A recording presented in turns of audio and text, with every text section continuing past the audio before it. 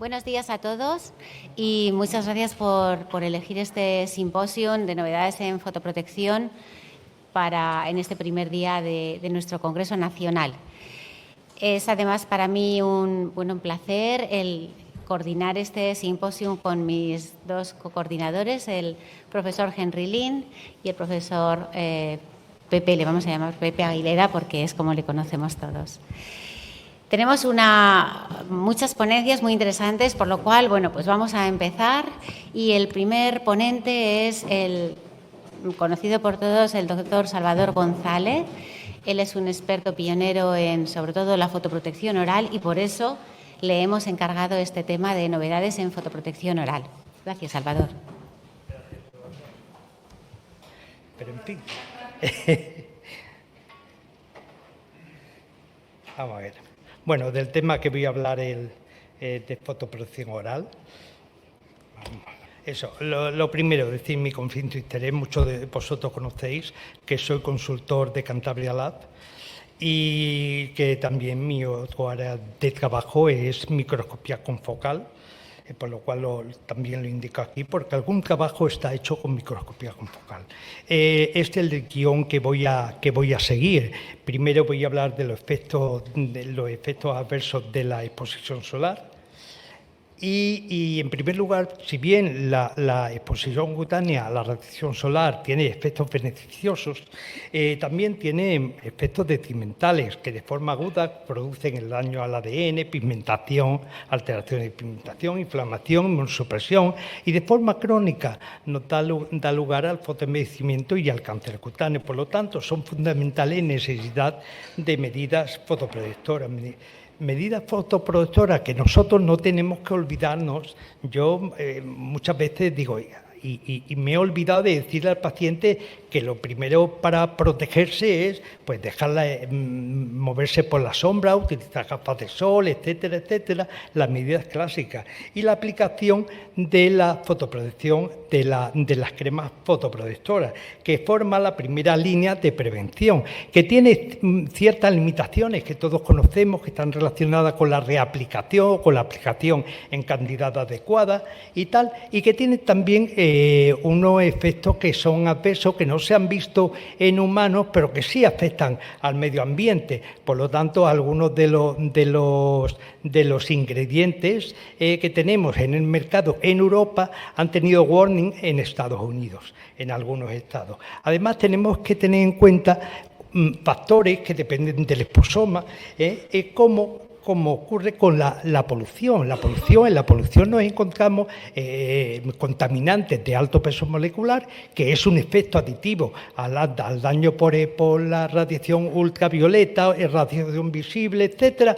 Pero tenemos también otros contaminantes, como el benzopirenol, que viene del humo del tabaco, del humo del coche, que actúa como agente fotosensibilizante y tiene un efecto exponencial de daño en la piel. Entonces, es importante que esta insuficiencia fotoprotectora la añadamos con otros agentes no filtrantes que ha sido llamado recientemente por Henry Lin y Yolanda Gilaberte y otros investigadores como PINS, que son agentes fotoprotectores, ingredientes fotoprotectores, y que yo le he añadido aquí extractos porque no solamente sean ingredientes fotoprotectores que no filtran, pero que antioxidan o reparan. También tenemos extractos que no son ingredientes definidos, que también tiene dicha función. Y el tema de fotoprotección oral. Es muy importante también el desarrollo de la fotoprotección personalizada y por lo tanto, y el aumento en el uso de la fotoprotección oral. Un agente fotoprotector oral tiene que ser, lo primero, seguro. Y tiene que compensar la inadecuada aplicación de los fotoprotectores, proteger todas las áreas corporales, proveer una fotoprotección que sea de larga duración y que tenga efectos adicionales sobre el sistema antioxidantes endógenos o el efecto reparador del ADN. Entonces paso a hablar del segundo bloque, que es fotoprotección oral. Nuestro grupo ha sido pionero en el desarrollo y clasificación de los agentes fotoprotectores orales, de los cuales los más prometedores son los agentes fotoprotectores orales que son derivados botánicos. También son muy importantes, hay también agentes no botánicos y el grupo considerado de vitaminas.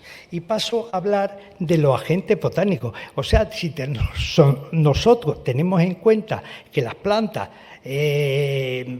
también reciben el sol y tienen que organizarse para utilizarlo en su metabolismo y para defenderse del mismo sol también, porque además son seres vivos inmóviles, o sea, por lo tanto, epigenéticamente tienen que desarrollar algo para sobrevivir. Y si utilizando algunos de los desarrollos que han conseguido, pues pueden funcionar en humanos. Y por eso la investigación en agentes derivados de origen botánico. Nosotros hicimos una revisión sistemática sobre los suplementos dietéticos de origen botánico que en la prevención y tratamiento de acidosis actínica y campos de cancerización, en lo cual lo registramos en Prospero y lo hicimos de acuerdo a las guías Prisma y realizamos la evaluación de una serie de artículos que al final nos quedamos con 21, que eran las que habían tenido experimentación en humanos. Pues de los agentes botánicos de origen botánico, los grupos que tuvieron evidencia científica fueron polipodilocotoma, una combinación de flavonoles, de bioflavonoides y los flavonoles. Yo paso a hablar de agentes de extracto de polipodilocotoma, que es un extracto de un helecho que vosotros sabéis que procede de Honduras, del lago Yoyoa. Esta era una planta que en un principio era acuática y que pasó a ser aérea y desarrolló, por tanto, sistemas antioxidantes. Eso parece ser que es el motivo por el cual el ingesta de polipodilocotoma, del extracto de polipodilocotoma, aumenta la capacidad antioxidante en humanos. El polipodilocotoma está compuesto por una serie de polifenoles y presenta también ácido químico. El ácido químico tiene la particularidad que cuando lo tomas por boca, al llegar al intestino, se metaboliza por las bacterias intestinales y dan lugar a nicotinamida y diptófano. Y también realiza su función una vez que pasan al torrente sanguíneo. Comentar en el trabajo que en principio empezamos a realizar, pues esto era en la época con mi mentor, con Tom Fitzpatrick o con Madhu Pathak, que empezamos a trabajar con ese tema. Nosotros comprobamos que la ingesta de polipodilocotoma prevenía el daño al ADN inducido por la radiación solar. Sabéis que la radiación solar pues da lugar a fotoproductos de tipo dimeroditimina, de tipo derivado de oxiguanosina, y que cuando tomas polipodilocotoma el daño es menor. Esto también comprobamos para comprobar si efectivamente en la biopsia que encontramos menos células con dímerodetimina, si verdaderamente prevenía la producción de dimerodetimina. Nosotros hicimos experimentación, colaboración con David Kukasia en modelo animal de xeroderma pigmentoso y comprobamos que lo que pasaba con la ingesta de polipodilocotoma es que se aceleraba la reparación del ADN. Y por lo tanto, en caso de dimerodetimina era fundamentalmente reparador y en el caso de deoxiguanosina era preventivo y reparador. Este trabajo pues, fue confirmado también por el grupo de Henry Lin años más tarde, utilizando una fuente de luz que era un láser exímero de 308 y posteriormente estudiamos también que el daño producido por la exposición solar no solamente es el daño de ADN, sino también la depleción de las células de Langerhans. Por lo tanto, no se produce la captación y llevar el antígeno al al ganglio regional. En el caso de cuando nos exponemos a radiación solar, se produce pérdida de células de Langerhans y se produce inmunosupresión. Si ha tomado previamente el sujeto polipodolocotomo, se reduce la depresión de células de Langerhans. Aquí hubo una pregunta muy importante que se nos hizo, y era que si estas células de Langerhans que se quedaban a nivel de la epidermis, si funcionaban o no. Y para comprobar que funcionaban, hicimos un estudio con Richard Cransen en la Universidad de Cornell, y en un modelo animal que se hacía sensible a oxazolona, y comprobamos que las células de Langerhans funcionaban. Recientemente hemos publicado un trabajo en el cual para hacer una revisión de todas las actividades de los estudios clínicos en humanos.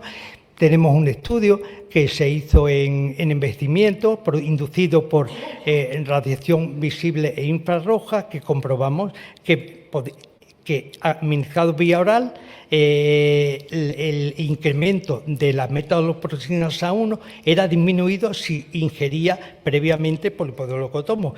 Se hicieron trabajos en relación a queratosis actínica y campo de cancerización. Por ejemplo, se hizo un trabajo en el cual se comprobó que polipodolocotomos reducía el número de queratosis actínica o mejoraba la eficacia de la terapia fotodinámica, y unos trabajos en lo que se hacía ingesta durante un año, y se comprobaba que reducía el daño actínico y reducía el número de queratosis actínica en los pacientes con campo de cancerización.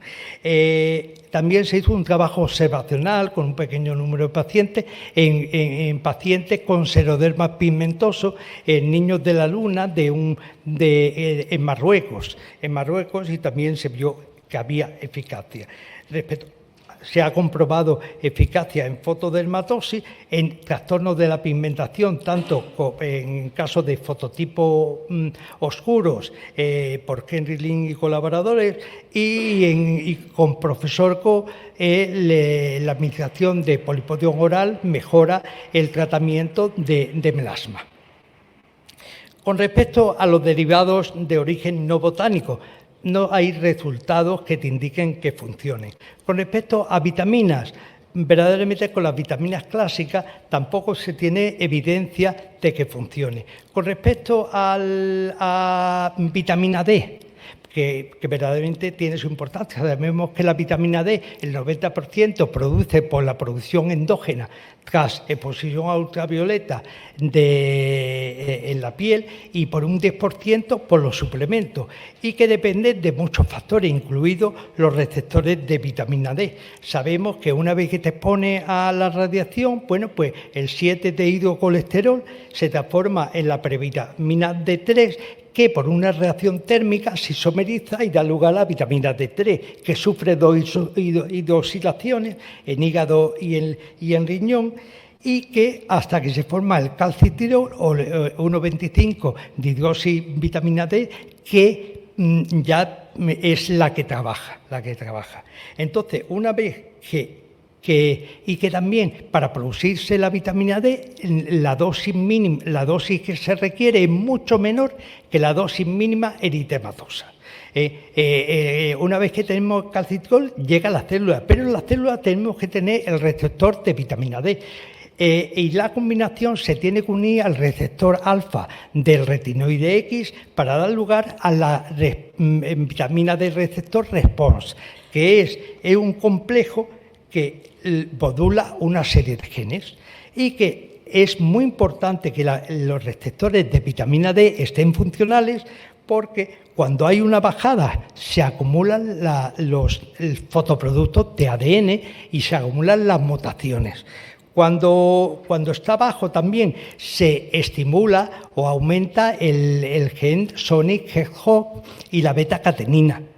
Por lo tanto, una medida para prevenir cáncer cutáneo tiene que ser el mantener niveles óptimos de receptores de vitamina D. Hay un trabajo reciente en la cual es un trabajo doble ciego, el cual tiene 4 grupos distintos, uno de ellos con la toma, la ingesta de vitamina D en dosis de 1000 unidades internacionales cada día, otro grupo con la toma de calcio, otro grupo con la toma de vitamina D y calcio y otro grupo que placebo. Se siguieron durante 5 años. Todos los pacientes tenían adenoma colorectal. Pues solamente los suplementados con calcio eran los que recogieron al final del estudio una disminución de los cánceres cutáneos, cánceres espinocelulares. Y los dos grupos, uno los de calcio y otro los de calcio más vitamina D. Ay, perdón. También tenemos un minuto. Oh, perdón. Entonces, con respecto a la vitamina D, tenemos también una prueba de concepto en la que se sabe que con una ingesta en dosis alta de vitamina D se reduce la dosis eritematosa mínima. Con respecto a la nicotinamida, que es un derivado de la vitamina B3, pues tenemos varios estudios. Aquí tenemos este estudio que era en sujetos de alto riesgo, inmunocomprometidos, en la cual se demostró una reducción de los queratosis actínicas y espinocelulares y también vasocelulares. Pero al estudiar con detalle los resultados, se comprobó que los vasocelulares de agresivos y tanto los vasocelulares como los espinocelulares aumentaban en número en el grupo placebo versus el grupo nicotinamida. Y este otro estudio que fue negativo, posiblemente porque el número de sujetos fue pequeño, pero no hubo diferencias significativas entre nicotinamida y placebo. El mensaje para llevar a casa, pues nosotros hemos hablado de 3 grupos importantes que son polipodologotomo, nicotinamida y vitamina D, que tenemos que hacer mucho más estudios, pero más que fijarnos en la cantidad de vitamina D a nivel sanguíneo, fijarse también que los niveles de los receptores de vitamina D son óptimos. Como take home message, digamos, es que fotoprotección es oral, es una realidad y que es de ayuda en sujetos predispuestos a cáncer cutáneo, desórdenes pigmentarios, con enfermedades fotoagravadas y fotoinducidas y sujetos con envejecimiento. Y perdonad porque ha sido un despiste que a mi edad ya no tendría que haber pasado. 30 minutos lo he convertido en 15. Bueno, gracias.